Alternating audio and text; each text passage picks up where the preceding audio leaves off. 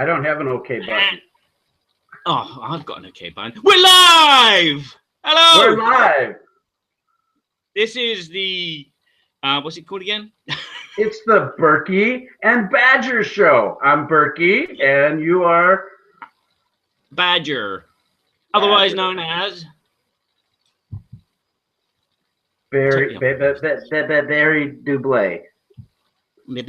And Kevin Burkhardsmeier.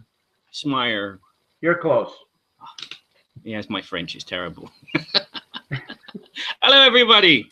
This is a live video, live question and answer. If you're watching and the viewers say 0, but it doesn't matter, we'll carry on. We're just doing a live chat. We're going to do a live show, and we're basically just going to, at the beginning, we're going to talk about games and what we've played. This is going to be called our good, the bad, and the ugly segment, where we're going to talk about a good game, and we're going to talk about a bad game, and we're going to talk about an ugly game. But unfortunately, ugly's taking the day off, so we're just going to talk about a good game and a bad game. The good, the bad, and the ugly.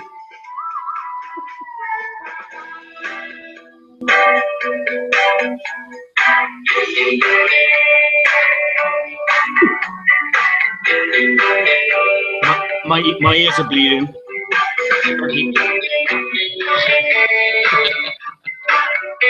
And then after that, we're going to answer some questions about the good and the bad and the ugly. And then we're going to go on to a topic. We're each going to bring a topic to the table. And then we're going to go into some depth about that topic. And then again, we're going to open up to questions if you have any questions. So let's kick off, shall we, Kevin? Oh, Burky. Burky. Do you want me to call you Burky or Kevin? Yeah, Burky's a little bit easier. My friends call me Burky. My mom says don't ever be late for supper, and I never am. That's good advice. I'm never late for supper. I'm late for bed, and that's the only thing. Okay, so we're going to talk about, which would you want to do? Do you want to do the good first? You betcha. Okay, do you want to go first, or shall I? I can go first if you want. Go for it. Well, we had a fantastic game night the other night. What we ended up doing is we played an old co-op, Shadows over Camelot. Ooh. Oh yeah, baby. And guess what I was? I was Sir Tristan. And Sir Tristan's special power was that I could go to I could move away from Camelot to any place. You know, if you haven't heard about Shadows over Camelot, it's a Bruno Cathala game made by Days of Wonder. And we can play up to 7 people with the base game. And we had 6 players playing it. And we're all cooperatively going on quests. The Holy Grail quest, the quest for Excalibur, for Lancelot's armor. It's really super thematic. And we had a blast playing that game. And we had 6 players, and one of the people can actually be a traitor, which is really, really kind of interesting. But there's 7 cards, okay? It so happened in this game, everybody thought everybody was the traitor, and nobody was. So there was a no traitor situation. No traitors. We had a blast. We easily defeated the game, which is not typical when you actually have a traitor involved. Mm-hmm. So, but it was really a lot of fun. We had 3 new gamers that had never played a board game, a cooperative board game, I should say, and relatively new to gaming, and they just had a super fun time. Oh, that's great. That's great. So it's a great introductory game. Yeah, you know what? That co-op has been around for, I don't know, I didn't look it up on the Geek, but I think it's close to 10 years old. Yeah, 2008, I think. Okay, 2008. It has an expansion now from it, the Merlin expansion, that adds a little bit of extra difficulty and an extra player, and that's always a lot of fun too. Great, great. Sounds like a great game. I played it. I think, yeah, I played it three times in one night. We had a board game night of our own at my local club, and nobody showed up apart from 4 people, which was strange. I think the local football team was playing, and we played it 3 times on the trot because we just adored it. You know, you get into it, very, very simple. You've got few choices you can do. You can either do the good thing. Well, you have to do a good thing and a bad thing, don't you? Yeah. Yeah, you first have evil takes a turn, and then you have the good action that you can take, the heroic action. Yeah, and it was really enjoyable as a traitor and not as a traitor. There was always this trying to throw the double bluff. I think traitor games are some of the best games out there at the moment, in my opinion. Yeah, I really enjoy like Battlestar Galactica with that traitor element, where someone is the Cylon. And then that adds a little bit of extra complexity with the voting and the card play with Battlestar, which is very interesting. And then you have the space theme versus the King Arthur Camelot type of theme. Yeah, it's a lot more easy to get into the Shadows over Camelot in comparison to Battlestar. It's simple, but it's the theme which is it hits your head a bit harder. Yeah, we actually watched the first season of Battlestar Galactica before we played the game, so we had some reference because I wasn't a big Battlestar fan at that time. I love Get off the show! Get off the show! Shoot him! Yeah. Yeah, and then, but anyway, we became a great fan of the game, and it was really enjoyed it a lot. And then I got the Pegasus expansion for Battlestar. And they quit showing Battlestar Galactica on BBC. So we've only seen 20 episodes. Yeah. We need some help. Yeah. Don't they have DVDs where you are? Somebody could send me one. Okay. I'll send you my copies because we're going to upgrade to Blu-ray. My wife loves Battlestar, so it's like she wants to watch it in Blu-ray, have a wide screen, have a big screen. Well, back to Shadows of Camelot for a second. Have you found that going to that it was really important to get the Holy Grail quest in order to complete the game, or did you like a strategy that you would try to take out Lancelot's armor or Excalibur first? I remember one game where I was given a hand of Grail cards. So I was like, okay, I'm going to go on a Grail quest. It was like one card, next round, another card, next round, another card.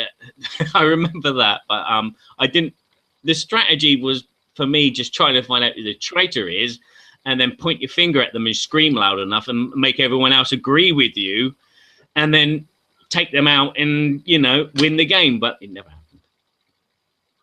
Yeah, I think the problem that we had was we were convinced that King Arthur was the traitor, just because of the way he was acting. And King Arthur has a special ability where he can give a card to one of the other players, and then he exchanges a card. Well, he could be, ditching Grail cards to people who weren't at the Grail quest. We couldn't really tell. He played it kind of cool the first round or so, but then it became a little bit more of an issue. And so we were very skeptical of what he was trying to do, and we didn't actually fulfill the Grail quest until after Excalibur. So that added a little bit of tension, but then there was a card that came out, I'm forgetting the card now, one of the white cards that allowed us all to reveal ourselves. And when that happened, we all knew then, and then it was just a matter of defeating, the evil on the board. And we all had Merlin cards, so man, it ended up being fairly easy, but normally it's not. So there you go. Shadows over Camelot, a good cooperative, not cooperative game. Yeah. Okay, for me, my good game is the T-shirt which you have on. Sheriff of Nottingham. Yes, got that. We went back to England for a weekend. I had to go and see my old man because he's not very well. Yes, I haven't got the game with me. Sorry, it's in my room. I got it right there. Look at that, baby. Oh yeah. That's so sexy. Give me a sexy voice. Yeah. So I picked that up. I brought it home. I couldn't wait to play with it. And my wife was like, no, we're not going to play it.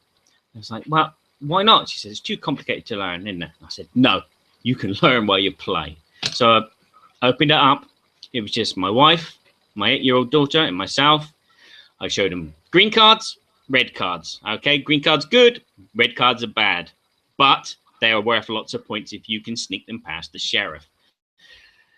And then I went through it step by step. You got the market phase, putting you can swap cards from your hand with the discard deck and the draw pile. And then you go into putting your stuff into your bag that you want to go past the sheriff and get onto your stand. Then you declare it to the sheriff. And then you have a little negotiation with the sheriff. And then hopefully he'll let your bag through, which means that you can claim your goods. Or he might confiscate your goods, and well, he'll open your bag and they'll confiscate anything which is red and give you back all the green stuff, and then you'll have to pay him a penalty. So we played this game 3 rounds because it was only 3 players, and we dropped into roles very quickly. Now, my wife doesn't normally drop into a role when we play a game. She's normally like looking at the game, oh, this is fun, I'm going to go here. But she was like, okay, I might bag. Oh, sorry, I should do the French accent. Don, in my sack, I have 4 cheeses. Okay. These cheeses are the very finest of the area region of the south. And they're very popular, and everybody loves these cheeses. I just want to sell. And I was like, this is my wife. She's role-playing. Wow. And as the game on, and my daughter was doing the same, she was going, I got some apples and cheese. And I'm like, no, you just say 1. You don't say apples and cheese, you say 1. Okay, I've got cheese. So I was like, okay, we'll let your bag go. But we had a good laugh. It was never boring. The game never went on too long. And we were surprised how devious our daughter was. And how old is she? She's 8 years old, and wow. She lied to us, and she wiped the floor. We were like, I think my wife was on 36, I was on 58, and she was on 77 or something like that. Wow. It was like, wow, I want to play this game again and again and again and again, but it's just getting it to the table. But I'm sure this week it will be on the table all the time as I go to my game night. This game is a fantastic game. We became acquainted with it last year at Gen Con. And every time we've brought this game to the table, it's been a hit. Now we have a very social group that loves interaction. So if you're a real strategy, real intense type of strategy gamer, you know, it might not be your cup of tea because it definitely has that social interaction aspect. Definitely. I had a fun story about this game. For those of you that don't know, we started a YouTube show called Board Game Theater here just about a month ago. And Board Game Theater, our first premiere episode was the Sheriff of Nottingham. Now the thing about it. Oh, you enjoyed it? Oh, sorry. Spoiler alert. Yes, it was funny. I was laughing. It was an interesting way to show a game. Well, our desire and our hope about it, we were kind of asking ourselves, what could we bring to the hobby that isn't being done that much? And so we thought, well, what if we dressed up in thematic costumes that were accurate to the game and the era and the genre, and then stay in character the whole time? And so anyway, that was the initial thought. But last year, I go to Gen Con, where it's 4 of us, my son, one of my good friends, and his son. And my son and his son are best friends. Okay, we go to Gen Con, second time. And I had pre-ordered the Sheriff of Nottingham. And I went to the booth at Arcane Wonders, and I ended up sitting down playing with a couple from Australia. Well, they were getting into it, and I was getting into it. Yeah, they were. It was so much fun. But the guy that was teaching us the game, you could tell it was the 4th day of the convention. You could tell he was just wore out showing games. He was a very nice man. but you could just tell he was really tired, you know. And so as I was looking at him, I looked at these player cards and I went, man, look at the art on this stuff. Look at the background textures. I said, look at the smirkiness on the sheriff's face. I said, was he referring to you? not at that time. Excuse me. So I look up at him and I said, you know, I said, I don't know who did this artwork, but this is fantabulous stuff. And he got a big grin on his face. And he says, well, my name is John. I'm the art director from Arcane Wonders. So it kind of brightened his day a little bit that someone recognized his work. And then I told him about our idea because my daughters have a historical costume company. It's Maddie's Millinery and Costumes. They sell them all over the world in 19 countries. And they go from medieval times to fantasy to Renaissance, all the way up to the 1930s, Regency, Jane Austen, all these things. Well, I'm telling them our idea about dressing up in costume and being in character, and I could be the good sheriff of Nottingham. And he got a big grin on his face and he goes, you know, I think we'd like to be a part of that. And long and short of it, subsequently, we ended up talking to Scott Morris, vice president of marketing at Arcane Wonders, talks from Cricks Happen. What a great guy. And we've had such a wonderful relationship with Arcane Wonders. They've been so helpful. And last year in November, I had the opportunity to go to BGG Con in Dallas. So much fun. And I was the sheriff of Nottingham in full costume. And the players would come and try to get contraband past me. And if they could, they got tickets to win a game. And we did that 2 days, 2 3-hour sessions. And it was a hoot. I stayed in character. People had fun. And it was just great times. Oh, wow. Fantastic. The one thing I can say about Tox is he's got a nice beard, like yourself. But anyway. We might have to come back to that, huh? Yeah, we might have to come back to that. So I'll just quickly butt in quickly and say, if you've got any questions about anything that we're talking about, drop them down and we'll get to them after our good, bad, and ugly section. We're now on to the bad section. Oh, Can't do it. Oh, I can't do it anymore. That's pretty close. That was pretty close. Yeah, I'm impressed. No, skip it. Go. What's your bad game for us then, Burky? Well, it's not that the game was bad, okay? The game is fantastic. I think it's probably one of the best entry-level worker placement games that are out there. It's produced by Z-Man Games. And Barry, you introduced me to Board Game Arena. Did I? And we learned this game online. We did indeed. Well, the game is Stone Age. So you liked it so much, even though you lost, that you went out and bought it. Well, we're not going to talk about that part right now. And my bad experience was not with you, but we played a game, and I had my son and one of his friends, and we got playing in that game. And, you know, there's some places that you can take other people's huts that they really desire. Like they have a deep fondness in their heart for. The love. And even, exactly. And like you've planned resources. I mean, you were chopping wood, and you were getting gold, and then you're trying to build up, and someone just takes it from you. These are games that can stress you out. So the game proceeds. We get to another point in the game, and all of a sudden we start telling the other players, make sure you get that so he doesn't get that. Make sure you get that so he doesn't get that. This was close to one of these flip the table moments.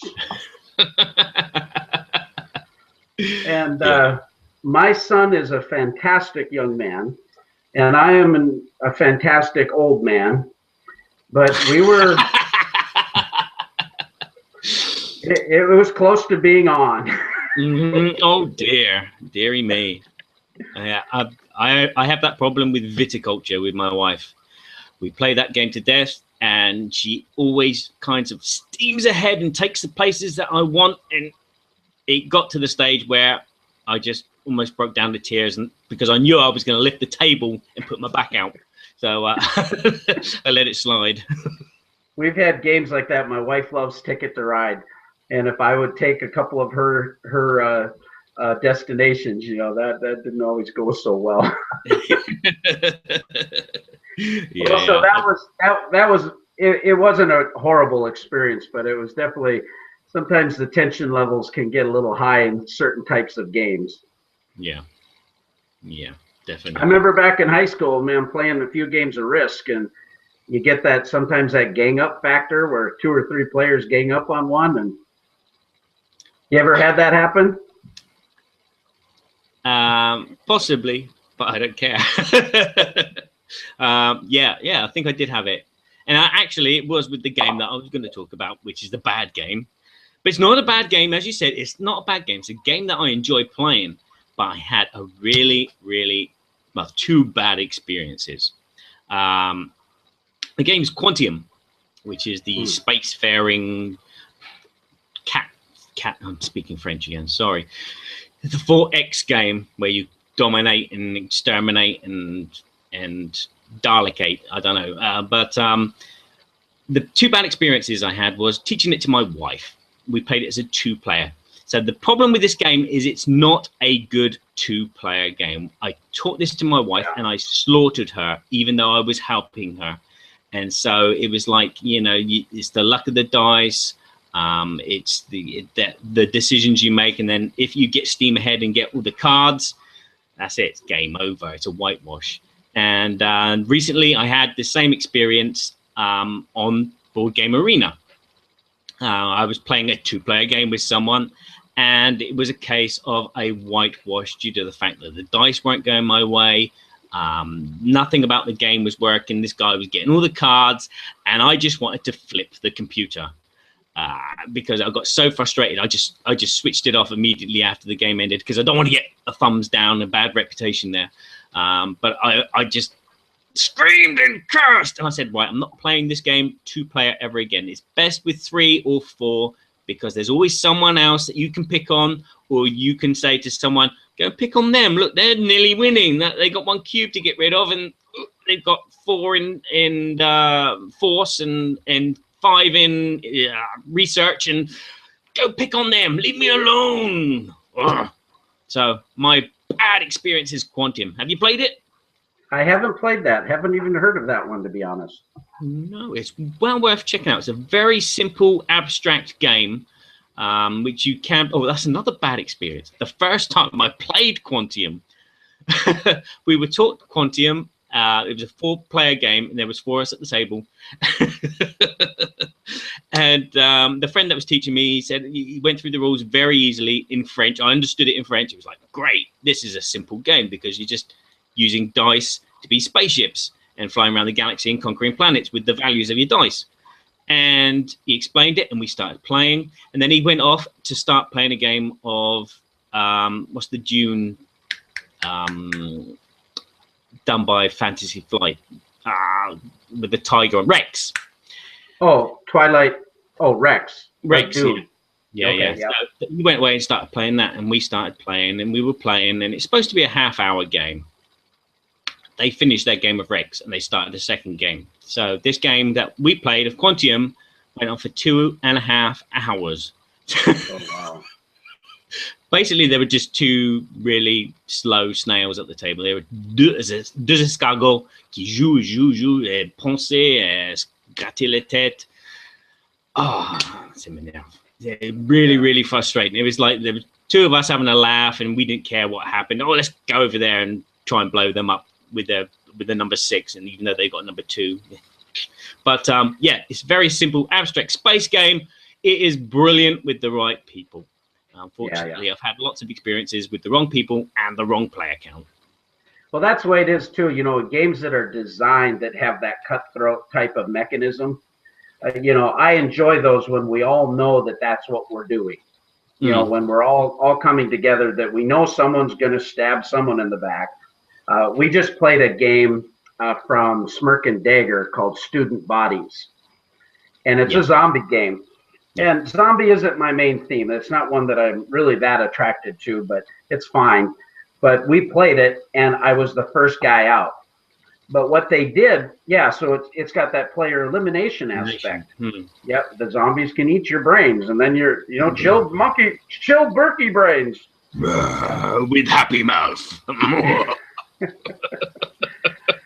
So anyway, but they had a special mechanism where then you become a smart zombie, and you can actually work with the zombies.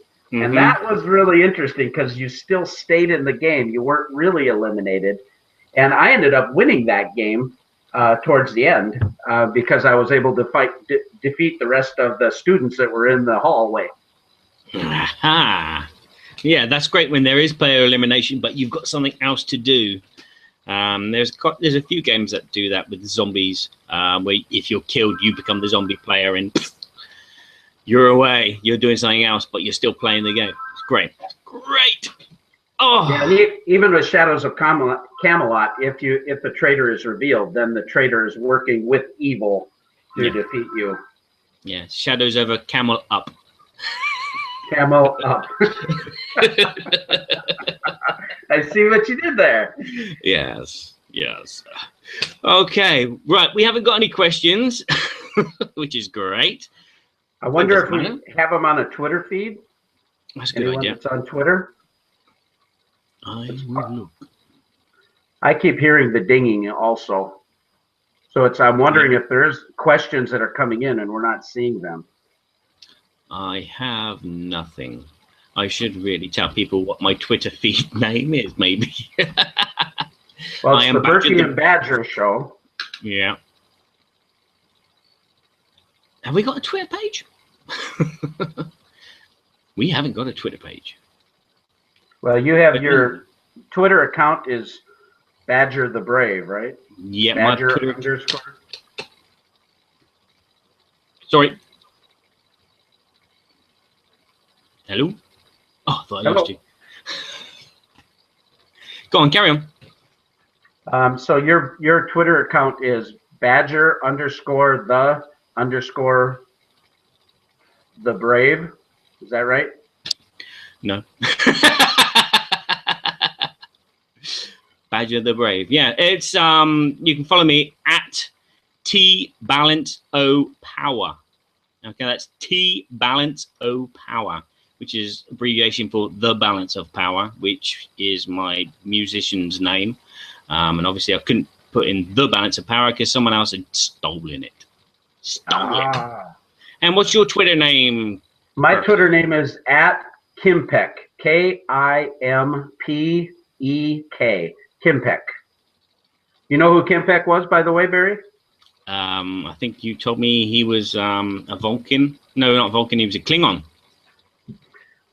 He was a Klingon. You are correct. But not only was he a Klingon, this is great geek culture stuff, okay? Because I'm a serious Trekkie. Klingons, the longest lasting leader of the Klingon High Council, his name was Kimpek. And Kimpek was a rather large, rotund man. And I kind of resemble old Kimpek. Kapla! Kronos. Yeah, I couldn't jug me. That's the sound you make when you eat your baby back ribs, isn't it? I could do some of that. Hey, it looks like we got a question. We have indeed. Would you like to read it? Sure. Joseph says, what do you think of Memoir 44? What do you think there, Bear? My memoir is very poor, but yes, it's a nice, simple war game for 2 players. I've played it once, and I thrashed the guy that taught me how to play it. Again, luck of the dice, and maybe he was just being easy on me. But yes, I enjoyed it. Nice components, simple rules. I just wish there was more to it than what there is. But it's a war game. I was expecting more, but it was actually smaller, if you know what I mean. What about you? Yeah, you know, I have a lot of affinity actually for Memoir 44. Days of Wonder published it, and my son and I played a lot of Memoir 44. And it's designed by Richard Borg, and he has the command and colors type of card mechanism. Mm-hmm. And interesting story, we actually met Richard Borg at Gen Con, and we got to play an Overlord version where we have, it's fantastic. My son was the Supreme Commander, and we each had 3 of our generals, and we were playing across the table against a group of 4 people as well. We did win that scenario. But like you say, the components, I mean, the little tanks and all that stuff, they're fantastic. Yeah. I enjoy it. You don't really have to be a brain scientist to play that game. You know, it like you say, it's fairly simple. You can pick it up, but there is some strategy and a lot of complexity. And I mean, you got to think about it. This thing's been running for 10 plus years. It's got some legs. It definitely has. It's a solid game. And again, but the thing is, there's lots of other games which use the same system, isn't there? So it's like Monopoly in a way. I'm not trying to downplay it, but it's a game which has many different coats or hats. Yeah, if you're a real serious war gamer, you know, it might not scratch that real serious strategy itch. Yeah. But yeah, I love Memoir 44. So yeah, I don't mind playing that Memoir. Good game, Joseph. Good game. Yeah, thanks for the question, buddy. Okay. Questions finished. Woohoo! Roll up your sleeves. Get the dishes on. Should we move on to the next section? My friend Burky. I like doing a voice like that and saying Burky. Country bumpkin Burky. Well, you know, all I can say is, when did I ever refuse an accommodation? You know, this is like a family. You know what I'm saying? It's not like a business. You know, it's very, very, very respectful. You know what I'm saying? Oh, I know what you're saying. Yeah. You got any pasta? I want some pasta. Yeah. I like pasta. You know, what are you talking about? You talking to me? Talking to me?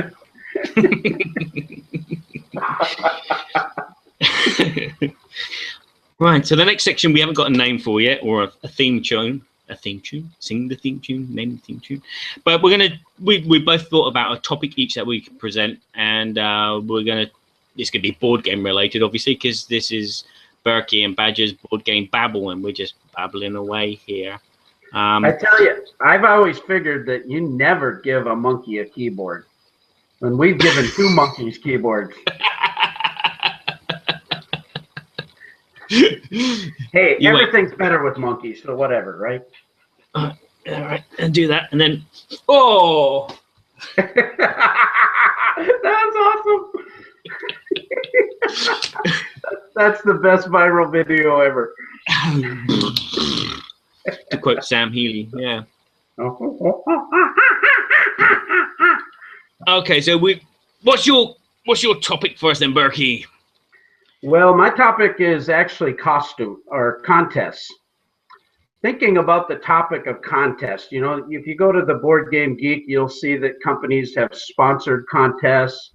A lot of times game manufacturers will have contests. They'll have giveaways on Facebook, contests on Twitter. When we launched our first episode of Board Game Theater for the Sheriff of Nottingham, we actually had a contest where we gave away a copy of the game, one of our custom designed sheriff's badge. I made this by hand, actually, that replicates the artwork from Arcane Wonders. And we gave that away. But there's a lot of different ways that contests are done. You see some that are done by surveys. Some are trying to entice you to share with your friends or tag a friend. I'm curious what people think about these contests. Do you like them? Have you ever won them? What don't you like about them? For me, I don't like that. When you bring up the subject, I was thinking like contests in tournaments, like the Catan World Tournament and the Ticket to Ride Tournament, but obviously not. So, but Personally, the ones on Board Game Geek are not too bad. They have those contests and they put up like 5 questions, and then you have to research the rules, which is, you know, if you're a person that really wants the game and has followed the game in its creation, you're going to know most of those rules and answer those questions easily. So those ones I don't mind, but these Facebook ones where they just say, oh, share this with your friends and you might win. How viral is that? Mm-hmm. And I've never won. So how do you feel about the questions where you have to do a lot of research to find the answers, like delving into the rule book or delving into the Kickstarter program or something of that nature? I don't mind that. For me, sometimes when I'm bored, it's fun, especially, again, if it's a game which it piques my interest and I want to play it or own it. It's just a shortcut to learning how to play it, number one, and then jumping ahead and hopefully winning, which doesn't happen either. So, but I think they're fun. I think they're I think they're friendly. They're not pushing themselves. Again, it's posted on Board Game Geek, and you can click on it or you can not click on it. So you've got a choice. So I like that. It's not in your face. It's not in your face. I saw one that was the board game corner did Mark Streed, and him and Randy have a website and a YouTube show. They're part of the Dice Tower Network and real nice fellows. And they did a 1-year anniversary contest. And on this contest, you had to answer these 3 questions, but the 3 questions, it was a race. So whoever got the answer first got it, which was kind of a neat thing. Yeah. And, they were a little vague, so I went on, but I was having a hard time figuring out the answers to the questions. So I don't know if a lot of gamers are not as engaged to go that deep or not. I don't think so, no. Because, again, with a video, when it goes live, that's it. You know, you might be working and the video goes live, and then when you get home and then you've got this playlist of videos that you want to watch, if you're like me, you know, you go through all the Dice Tower videos, you watch each and every one, you watch everyone say, shut that door, and then you laugh, you go, I remember that. No. And by the time it gets to that video, it's like 50,000 people have already watched it, and so probably 20% of them have answered it, and so you've got no chance. Right. Whereas a game, a quiz competition, where you have questions, you answer them, all the correct answers will be pulled out of a hat to win the prize. I think it's traditional and it's fairer than first man in, because as I said, you know, these Australians are probably asleep. Tom's posted the video, bang. Right, the Australians right. have got no chance, which is good in a way, because then they haven't got to post the game to Australia. But I don't think they did that, did they? It was local to America, wasn't it? I think it was. And it happened very quickly, so it wasn't, I think within a couple hours, they already had the first and second place winners. So how did you feel about the contest that we ran with the Sheriff of Nottingham? That was interesting. It was a forum, though, wasn't it? It was we had a survey. You filled out the survey and answered questions from watching the video. Yeah, that was fun. I enjoyed doing that and putting a cheesy comment in. Yeah, it was good. What surprised me was the amount of things that I remembered from watching the video only once. You know, some of these competitions, you're watching the Watch It Played video to try and learn the rules so you can answer that question. So you're watching it again and you're watching it again and you're watching. But the questions were nice. And again, it was a fun way of doing it. You know, the questions weren't too heavy. Right. And again, it was a survey. You didn't have to do it. Right, right. You got extra entries for the contest. Have you ever won a game? That depends. Yes, I have. I've won several games. I was in last year. I got through to the finals of an Hanabi tournament, and you can see that on my Hanabi video. But yeah, we got through. Unfortunately, there was a lot of cheaters there. We know this because the guys that were organizing it and judging were not judging, but actually supervising each table. They spoke to us because our table was quite a colourful table. We were making jokes and being stupid, and in the end we lost. We came 10th out of 10, but we got some games out of it. We got a nice load of cocktail games, so it was an enjoyable experience. But it was ruined a bit in spirit by the fact that we knew that some of the teams were actually cheating and they had these codes. Yeah. No fun. No fun. I actually won a how about copy of Kimball's Cascade from Z-Man Games because a friend tagged me. Yeah. Yeah.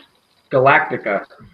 And I actually got a promo kit and the little cool spaceships, the designer spaceships that were an add-on. So that was pretty cool. We're probably I actually already had a copy of the game, so I'll probably be giving it away in one of our contests coming up. Yeah. Good idea. Good idea. Looks like you got another question there. We can break and do the question if you want, and then continue. Yeah. Yeah. It says Caesar, I think. He says, "Hey guys, what do you do? Oh God, dyslexia kicks in again. What do you think about digital implementations of tabletop games?" Burky. Well, it all depends on the type of game.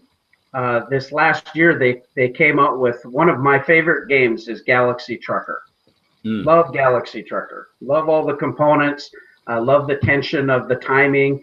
I'm not all that great at it, but I love it. And I mean, when your ship gets blown up and half of it flies off into space, I don't even care. I'm just look at it go. Yeah, look at my alien. He's floating off. So it's all fun. Yeah. That's probably one of the only games I've played that feels like that, and so it's always engaging. When they came out with the digital version of that on iOS, the scenarios, the graphics work, the comedy that Babble, if I'm pronouncing his name right, I mean, because his rules are zany and fun, and the digital implementation did that so well. I know Suzanne from the Board Game Breakfast Show. She does a segment every week on digital apps, and about half of those apps, she does such a good job explaining those different apps and the concepts there. The differences between the real and the app, which is great for someone like me who doesn't have an app or a pad. She explains it clear, what's the differences, what's simple, what's not simple. Exactly. She does a great job. And I think it's like Lords of Waterdeep. I really enjoy that one. I like the Suburbia app a lot, but what I don't like about it is they just did like a copy and paste version of the rules. So it's like, it was hard to read. You got to scroll around. It didn't really give you a nice tutorial. So on a digital implementation, I would like to see really nice tutorials. And then you want to have the feel that you're playing that game. Yeah, and not a computer game. And sometimes the AI too. Sometimes the AI implementations are too predictable and too easy to beat. And so I would prefer to make sure that there's several levels of AI, from easy to hard, that are not that easy. Like Ticket to Ride. If you put that if you get all hard players, that could be a real challenging game on the digital implementation. Yeah.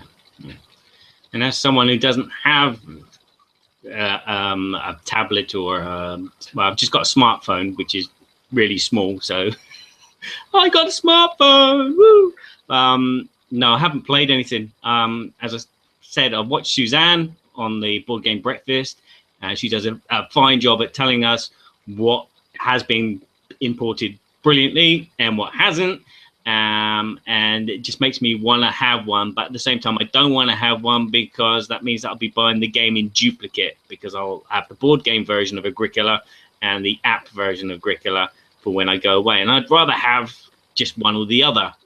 Again, Galaxy Truckers, I've seen the I watched all the Essen coverage, and they showed that, and I thought, wow, it looks like the game, and it sounds like the game, and it probably feels like the game. It's fantastic. It's just a lot of fun. You're interviewing people at the bar when you go to a planet, and you're interviewing people that are the mayors or the I forget their names, but yeah, it's just a lot of fun, and you're getting goods from people to ship to another planet, and they mock you, and you have to kind of go back and forth. And so they've augmented the game, have they, by adding just tiny little details into it, have they? yeah, it's really feels like it's a quest, and yet you're still playing the game. And I think that digital implementation has helped me with the real tactile board game. Ah, so it helps you find the best tiles. You got like Terminator tracking on the tiles. Yeah, I'll be back. You're going down. I will take that converter now. Come with me if you want to have a milkshake. Yeah, it's big fun. I think one thing too with traveling, if you're on long trips, that's where it's really nice to have a digital application. If you're going on a plane trip, or if you're going on a long road trip and the kids in the back, whatever, it's nice to have some digital things. Yeah, I agree with you. I see he's got a question there about the Vassal engine or tabletop simulator. What do you think about that? The Vassal engine confused me when I first looked at it, and then I left it because it was obviously the first thing that drew me was the fact that I could play Arkham Horror online, and I was like, yes, Arkham Horror online with other people and not on my own. Woohoo! Wouldn't it be good to not be solo? And yeah, I just couldn't figure it out. So, but as we said earlier, we played on Board Game Arena, Stone Age. Yeah, and that was had kind of. Once we got the hang of the mechanism, it took us a little bit to navigate that. But once we started figuring out what was happening with the different huts and so forth, then it played pretty seamlessly, I thought. Yeah, yeah. And it was good that you could learn by just clicking anywhere on the screen, and these red lines would appear and block your image, and you were like, ah! I've broken it! Yeah. Stop falling on the floor. Yeah, I tried a couple of the Vassal games too, and I similarly had a little bit of difficulty with that, but I didn't really have the patience to dig around with it, nor have the time with it. Mm-hmm. But my son plays a lot of games on Steam. Oh yeah. And so and he enjoys those a whole lot. I don't really have a lot of time for that kind of thing. Yeah, I stick to my PlayStation. I'm old-fashioned. I stick to my PlayStation 3. I'm very old and very haggard, but I like my PlayStation. It'd be interesting to find out if there's a certain place where you can find out what type of sales there are on the different digital implementations. So how popular they are and how much revenue they actually generate versus, I know video games are huge, but it'd be interesting to see what the actual iOS and Android apps that are game related, what kind of numbers they bring versus the tactile board game. I see where you're going. Yeah. It would be interesting. I don't think it would make a dent at the moment, but I can see it in the future making a dent as everyone gets little tactile. Well, practically everyone's got smartphones and iPads, and they're going to the Play Store and they're looking. Oh, that's only £2.50. Sorry, I'm speaking pounds when I'm in France, and you're American, so it's dollars. So yeah, I can see a lot of people just downloading cheap games, not knowing what they are and not realizing that they're board games. And I can see a lot of sales. Obviously, there's not a lot of revenue being made because they're relatively cheap, but I can see in time it's going to mount up, but I don't think it'll overtake video games because there's like a hardcore audience of people that wait for a certain title to come out. So like when Skyrim come out, sales were astronomical. When what was the other one, the Call of Duty games come out, everyone was like, the game sold 50 million copies and 2 minutes or something. Yeah, it's huge. It's a whole other world. And I was wondering too, digital implementations, you know, like XCOM, where a digital app is actually incorporated into the game, and you need the app to play the game. Yeah. Well, in comparison to normal games which don't have apps. Right. I don't know how I feel about it. I haven't played very many of them. I demoed XCOM. It was interesting. It seemed like it worked pretty well. We were kind of distracted. We were at Gen Con and it was very loud and noisy at the Fantasy Flight booth. But I'm hearing a lot of other people that really enjoy that facet and think that we're going to have more digital implementations incorporated into the actual game mechanism.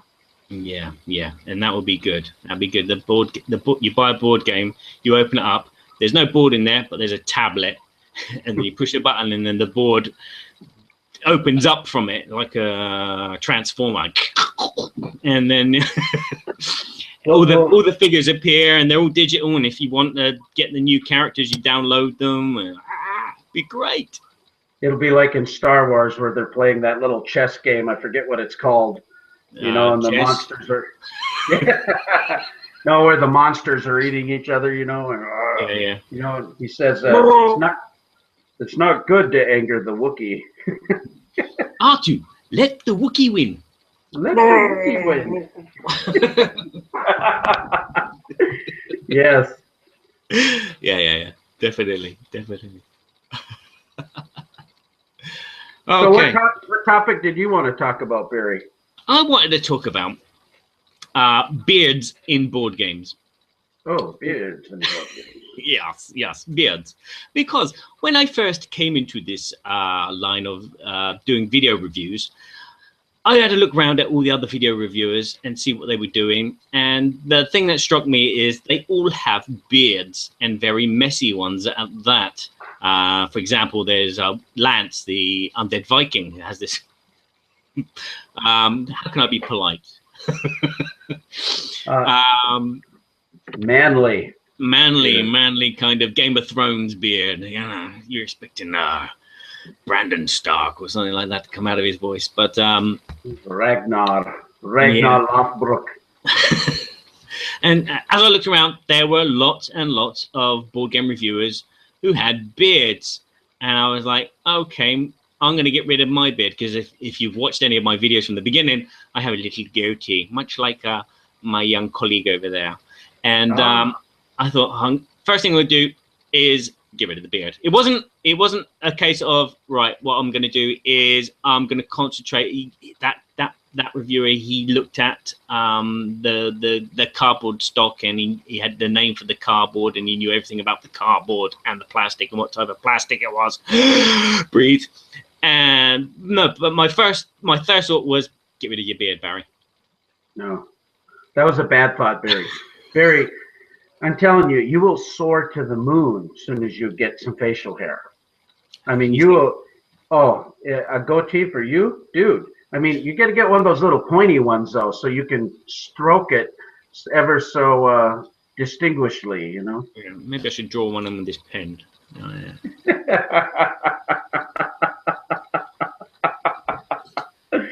Yeah, nice. But yeah. Again, Tom Vassell and his beard just winds me up. I'm not being nasty to Tom. It's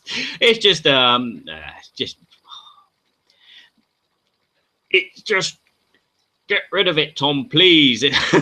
I think people will find you more intellectual without the beard, and then when you're sat in between Z and Sam, you will be adored more. You look younger as well. Without the beard, you look younger. That's what I always used to grow my beard just before my birthday, and so when my birthday come, I go zoom, and I was young again. It was like, but yeah.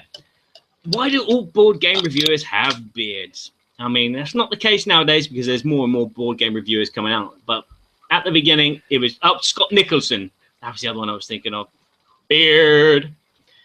Yes. Tony Topper from the Secret Cabal. I mean, the guy's got this huge bushy beard. He's got that little Shogun top knot type of ponytail thing going on too. And, Yeah. no, I think it's cool. So I thought, yeah, get rid of the beard and try and look normal and trying to look intelligent and soiree. But obviously that's not boosted my ratings through the roof. So maybe I might grow the beard and see if that helps. Well, you could get one of those Hunger Game beards, you know, that's all carved out really attractively, you know. That'd work good.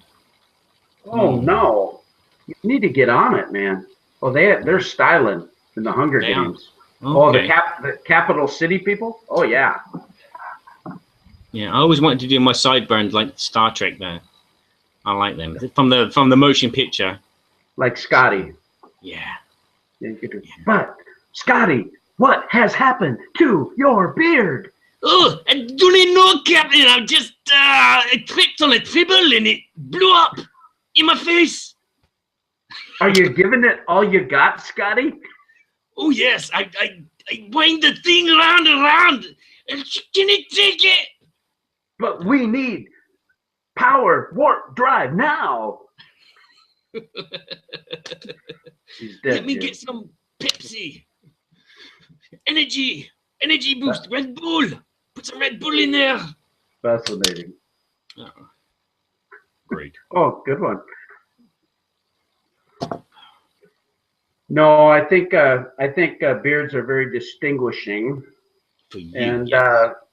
and of course it's. I had my goatee for the Sheriff of Nottingham. We are coming up with another episode that I will not be able to discuss. It's not our second episode, but our third episode that we're still in works on. That will have this finely trimmed gray distinguished beard. So I'm actually getting in character with this. Yes, I like your beard. You look very distinguished and intelligent, unlike some other people. Oh, the intelligence factor. So Yes. you're kind of saying that if you're too rogue or too hillbilly with it, too redneck with it, I'll see.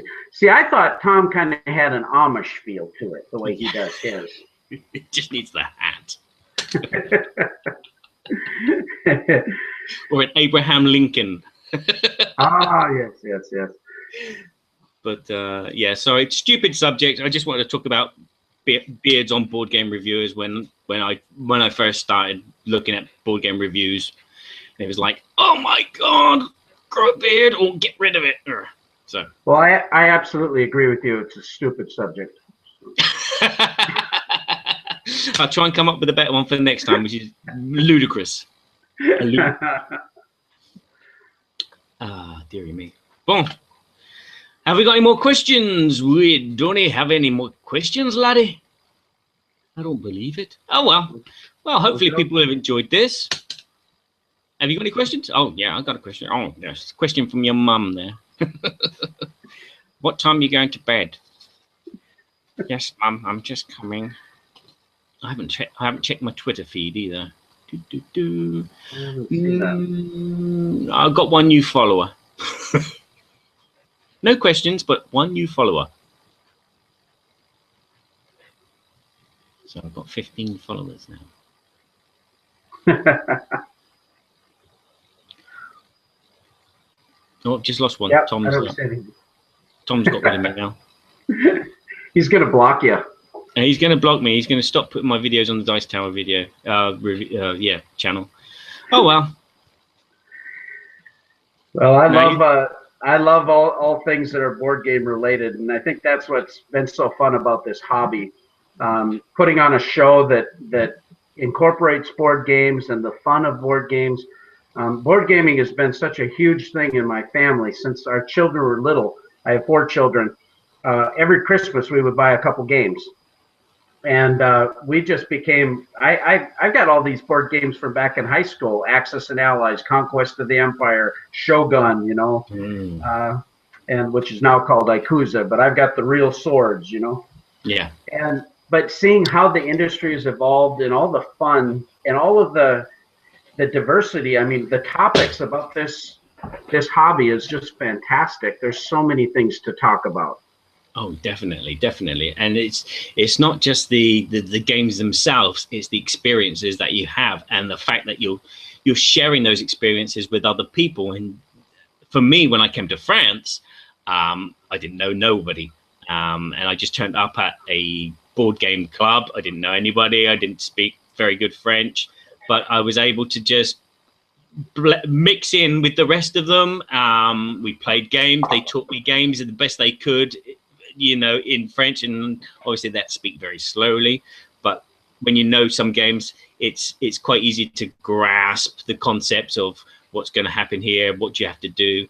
And it's just that universal barrier of having fun, I think, which is the great thing about board games.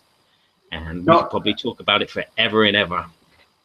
No, I think that's exactly it. And that might be a fun topic to talk about in the future, is board game cafes and how that works, you know, where you're in Europe versus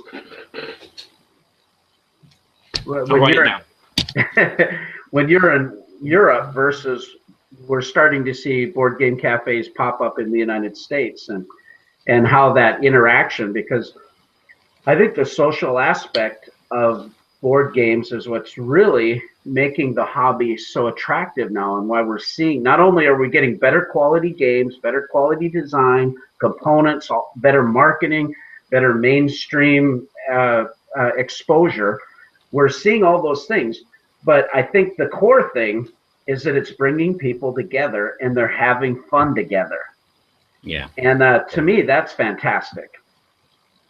Yeah. Exactly. And I keep thinking of opening up a cafe here, but I don't think it'll work, to be honest with you. I live in a very rural part of France, but I know there is a couple of cafes in Paris. I had a little Google search and I found some, and I thought, brilliant. We got them here. And I think that, again, they're just a great way just to hang out and have some time. You're working in the office and you pop out for your lunch, and it's like you eat your lunch sandwich in a cafe and then play a game as well with your colleagues from work, and just, you know, de-stress and I almost said French words, détendre. What's that in English? Détendre. Unwind. And we have a large utility company in our town. Our town is fairly small, about 15,000 people, but they employ about 500 people. And many of them at lunch break will go and they'll play Android Netrunner, or several of them will get together and play Teach You, or different games like that on their lunch break. Yeah, very quick, fun, light games. Yeah, exactly. I tried doing that at work. I would bring along a game. Carcassonne, or something small like Hanabi, or the Great Dalmuti, but they were actually already engrossed in a game which is pretty much the Great Dalmuti but with tarot cards, but they call it something really rude. I tried introducing, but it didn't work. Every lunchtime I'd go along, I'd bring a game and go, let's play Timeline. And they'd go, no, jouez ça. Okay. Deck of cards. Okay. Yeah. Surrender. White flag. Well, that's an interesting topic, too, that could develop, is type of games that you can play quickly on lunch breaks and incorporate your fellow employers. To play on lunch breaks with other colleagues. Is it 2 hours? 2 hours colleagues. Yeah. Sorry. Yeah, that's fantastic. Well, you take a look at how this hobby has brought people together. You know, I went to Board Game Geek Con. I was actually in Texas on a business trip. Ended up going to the con afterwards, so I was going solo.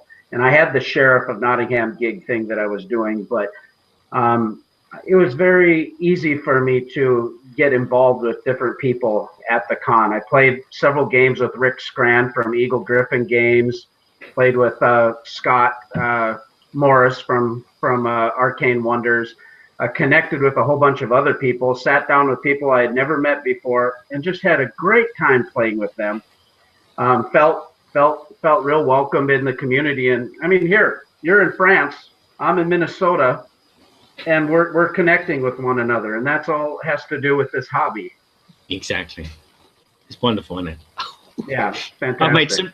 I've been in this country, and I've made so many friends in your part of the world just by being in France. When I was in England, nobody wanted to know me, but it doesn't matter. Another story for another time. Yeah, you bet. Yeah, but yeah, it is a great. It's just socialness. It's just the barriers are down.